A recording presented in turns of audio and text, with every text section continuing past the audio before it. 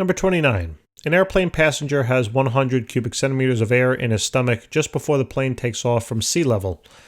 What volume will the air have at cruising altitude if the cabin pressure drops to 7.5 times 10 to the 4 newtons per meter square?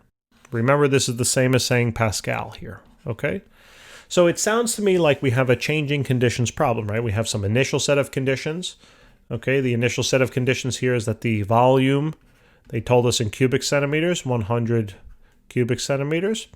And they actually also told us the initial pressure. Now, the initial absolute pressure of the air inside of a person's stomach should be that of sea level, right? Which is just the 1.013 times 10 to the 5th, okay? This would be the absolute pressure, the gauge pressure, right? I mean, if you hooked up a pressure gauge to your stomach, you'd see that there'd be no, wouldn't read anything. It would be 0. So the absolute pressure is that, but the gauge pressure would be 0.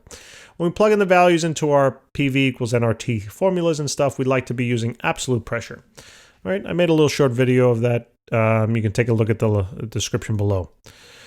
So now, in changing conditions, I'm going to be using this formula, PI/VI over NI/TI is equal to PF/VF over NF/TF. All right, if you're wondering where this came from, again, check out that general video on ideal gas law, linked below in the description. So what we realize is that they're not talking about moles of gas, so I can just cancel them. What also I realize here is that they're telling me the volume and the temperature, right? They didn't mention anything about the temperature, so I have to assume that that stays constant. Otherwise, I can't possibly calculate this. So we have the initial pressure times the initial volume will then equal the final pressure, all right, times the final volume. And now what I'm after, right, it says what will the volume of air have at the cruising altitude? So that to me sounds like a final volume, right? The final conditions here, and I should have listed them out, would be the final volume they want us to calculate, right? And what would the final pressure be? Well, they told us. Here's the pressure inside the cabin now, 7.5 times 10 to the 4th. Okay? Hold on one second. 7.5 times 10 to the 4th. All right.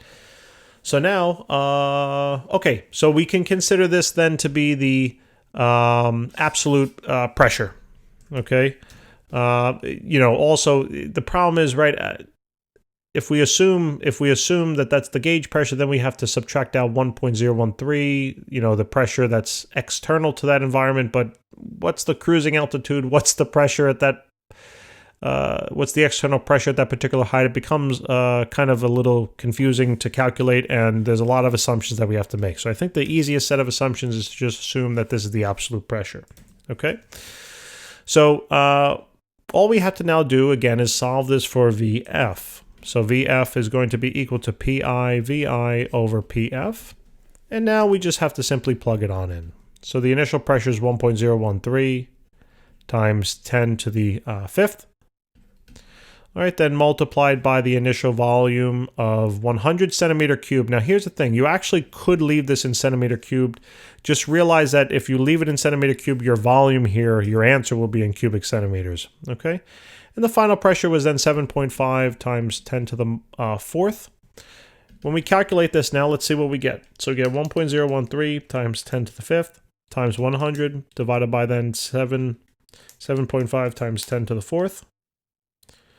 And we get a value of about 135. So this would be about 135 cubic centimeters.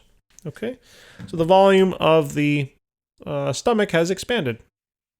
All right, and you can convert that into cubic meters if you need it or whatever, but that's definitely an answer. All right, guys, thanks for tuning in. Hopefully this helped. Please help us out and subscribe. Hit the like button. See you soon. Take care.